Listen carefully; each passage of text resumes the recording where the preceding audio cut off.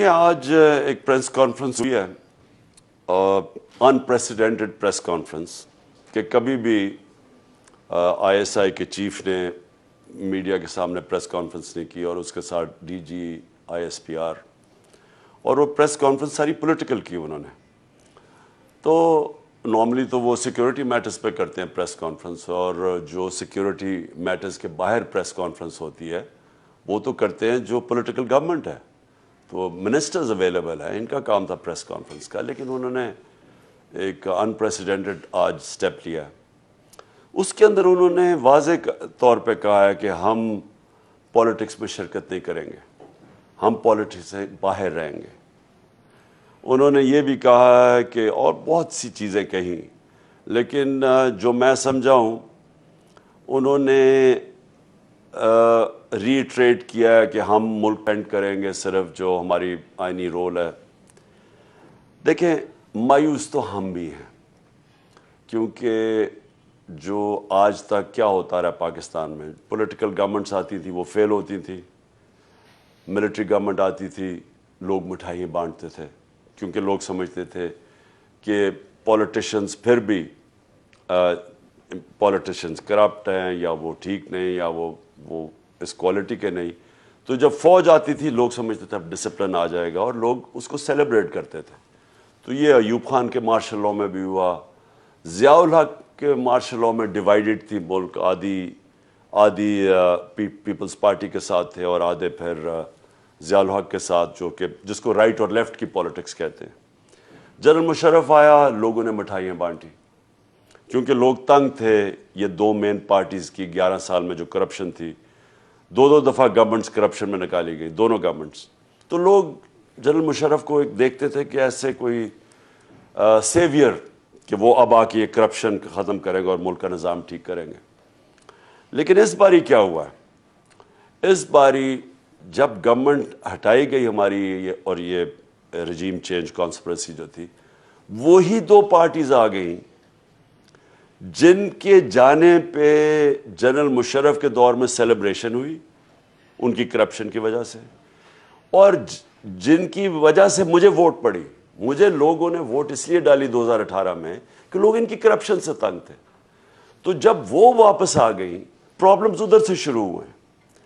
اب تاثر یہ ہے کہ جناب جو اسٹیبلشمنٹ ہے وہ ان کے ساتھ ہے, جو ان کے ساتھ اٹیچ ہوتا ہے لوگ سارے ان کو برا بھلا کہیں گے, کیونکہ لوگ ان کو تو چھوڑے, انہوں نے جو آپس میں ایک دوسرے کے خلاف کرپشن کے الزامات لگائے ہوئے ہیں 30 سالوں سے, وہ ساری قوم کو یاد ہے. تو جو پیپلز پارٹی کے سپورٹر ہیں وہ تو کنونسڈ ہیں کہ نواز شریف کرپٹ ہے, اور نواز شریف کے سپورٹر سمجھتے ہیں زرداری کرپٹ ہے, اور جے یو آئی کے سپورٹر سمجھتے ہیں دونوں کرپٹ ہے. اور انہوں نے کیا ایک دوسرے کو کرپٹ کہا ہوا ہے, الزام لگائے ہیں, زرداری کو جیل میں ڈالا ہوا ہے. تو جو بھی ان کے ساتھ ایسوسیٹ ہوگا, یہ چاہے جو مرضی ہو, جتنا مرضی لوگ اپنی فوج کو بھی اسٹیبلشمنٹ کو پسند کریں, لیکن اگر ان کے ساتھ جو لگے گا وہ اس کو لوگ اچھی نظر سے نہیں دیکھیں گے. یہ پرابلم ہوا ہے اس باری. ہماری پارٹی کو تو بڑا فائدہ ہوا ہے, جب یہ سارے اکٹھے ہو گئے لوگوں نے تو ہمیں اور سپورٹ کیا, اور جب لوگوں کو یہ بھی پتہ چل گیا وہ جو سائفر, وہ تو اب خود ہی گورنمنٹ سامنے لے آئی ہے, تو جو سائفر کا پتہ چلا کہ بیرونی ملک کانسپریسی بھی تھی ہٹانے کے لیے, اور لوگوں کو غصہ ہے, لوگوں کی عزت نفس کے اوپر فرق پڑا. لوگ پرائیڈ اور ڈگنیٹی چاہتے ہیں, لوگ خودداری چاہتے ہیں, قوم ہماری خوددار ہے. تو ایک وہ ریئیکٹ کیا, اور ایک ان کے سارے جو کرپٹ لوگ اکٹھے ہو گئے, اور پھر انہوں نے اپنے کرپشن کیسز ختم کرنے شروع کر دیے, اور قوم کی معیشت تباہ کر دی, اکانومی نیچے چلی گئی. جو ایک 6% پہ ملک گروتھ ریٹ چل رہی تھی وہ نیچے چلی گئی, اور انہوں نے آ کے اپنے کرپشن کیسز ختم کری. تو ان کے اگینسٹ نفرت ہے قوم کی, وہ ریفلیکٹ ہوئی. جو بائی الیکشنز آئے انہوں نے پوری کوشش کی, الیکشن کمیشن جو بالکل ان کے ساتھ ایک ان کا حصہ ہے, اس نے مل کے ان کے ساتھ سازش کی, اس کے باوجود ہار گئے. تو اس وقت سٹیج یہ ہے کہ اسٹیبلشمنٹ کا صرف ایک رول عوام دیکھنا چاہتی ہے کہ وہ اس ملک میں free and fair election facilitate کریں, کیونکہ پاور تو ان کے پاس ہے. پاور بروکر بن کے ایک فیسیلیٹیٹ کریں فری اینڈ فیئر الیکشن. جو ایک ہی حل ہے ملک کو اس عذاب سے جو دلدل میں گھس رہا ہے ملک اسے نکالنے کے لیے. کیونکہ خود ہی شہباز شریف کہہ رہا ہے اب ہمارے پاس تو پیسے نہیں قرضوں کی قسطیں دینے پہ. وہ اب خود ہاتھ کھڑے کر رہے ہیں کہ جی ہم تو دنیا امداد کریں, ہمارے پاس یعنی ملک ایک ڈیفالٹ کی طرف جا رہا ہے. تو جب یہ خود ہی کہہ رہا ہے بونڈز کریش کر گئے ہیں پاکستان کے پاس اس وقت کوئی کمرشل بینک پاکستان کو قرضے دینے کے لیے تیار نہیں ہے. تو اس وقت ایک کرائسس سچویشن ہے. اس سے نکلنے کے لیے لوگ ایکسپیکٹ کرتے ہیں کہ جو اسٹیبلشمنٹ ہے فری اینڈ فیئر الیکشن کروائے.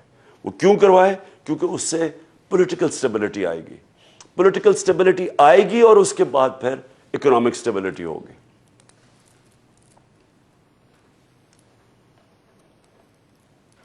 جی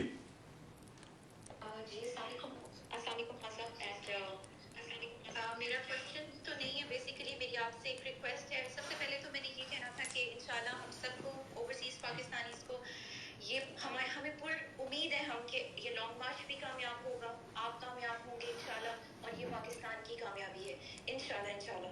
میری آپ سے ریکویسٹ ہے آن بہاف آف برٹش پاکستانیز, میں یہاں یو کے میں ہوں, کہ جیسے ہی آپ کا لانگ مارچ کامیاب ہوتا ہے انشاءاللہ آپ نے پلیز ایک دفعہ لندن آنا ہے. ویسے تو ہم نے نواز شریف کو آپ کی کمی محسوس نہیں ہونے دی, تقریباً بائی ویکلی پروٹیسٹ یہاں پہ ہوتے ہیں, لیکن ایک دفعہ آپ کی قیادت میں جو ہے وہ ہماری خواہش ہے کہ ہم ایون فیلڈ کی طرف مارچ کریں. اور جسٹ ٹو ایڈ کہ پی ٹی آئی یو کے ہم دور ضرور ہیں آپ سے, لیکن ہم لانگ مارچ کے دوران پی ٹی آئی یو کے ایک کار ریلی نکال رہی ہے all the way from Scotland until the Avenfield apartments. تو ہمارا جو احتجاج ہے وہاں آپ ہوں گے, اور یہاں ہماری بھرپور کوشش ہوگی کہ جو یہاں کرپشن چوروں کا ٹولہ بیٹھا ہوا ہے اس کو ہم یہاں پہ سکون سے نہ رہنے دیں. اللہ تعالیٰ آپ کا حامی و ناصر ہو. بہت شکریہ. Thank you. اچھا میں آپ کو صرف دیکھیں ایک بڑی امپورٹنٹ چیز میری ساری قوم کے لیے سمجھنے کی. دیکھیں اللہ کا حکم ہے امر بالمعروف. اللہ کا حکم ہے مسلمانوں کو, معاشرے کو, مسلمانی کے معاشرے کو کہ آپ نے حق اور سچ کے ساتھ اور اچھائی کے ساتھ کھڑے ہونا اور برائی کے خلاف کھڑے ہونا ہے.